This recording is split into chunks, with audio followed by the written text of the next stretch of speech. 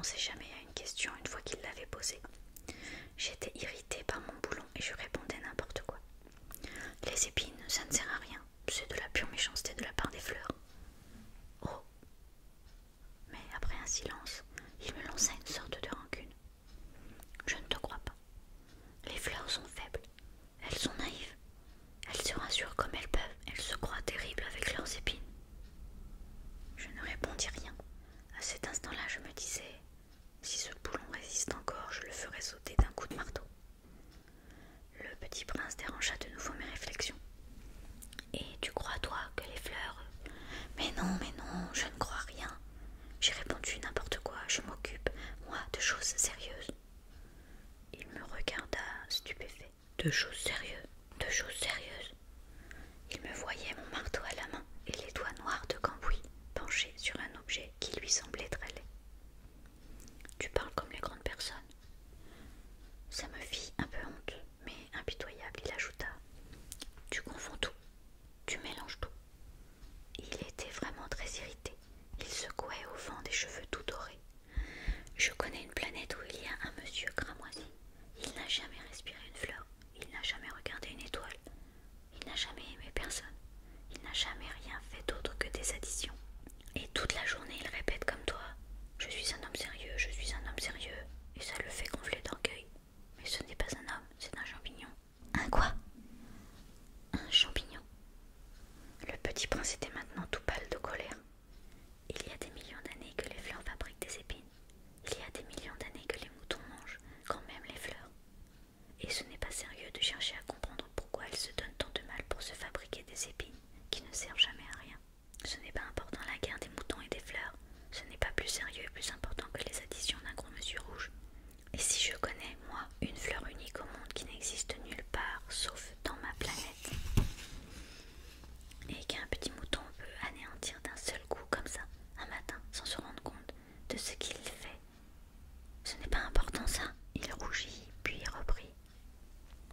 Si quelqu'un aime une fleur qui n'existe qu'un seul exemplaire dans les millions et les millions d'étoiles, ça suffit pour qu'il soit heureux quand il les regarde.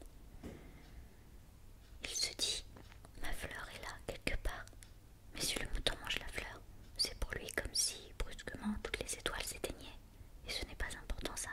Il ne put rien dire de plus. Il éclata brusquement en sanglots. La nuit était tombée. J'avais lâché mes outils. Je me moquais bien de mon marteau, de mon boulon, de la soif et de la mort. Il y avait sur une étoile une planète, la mienne, la Terre, un petit prince à consoler. Je le pris dans mes bras. Je le berçais et je lui disais, je lui dessinerai une muselière à ton mouton. Je te dessinerai une armure pour ta fleur.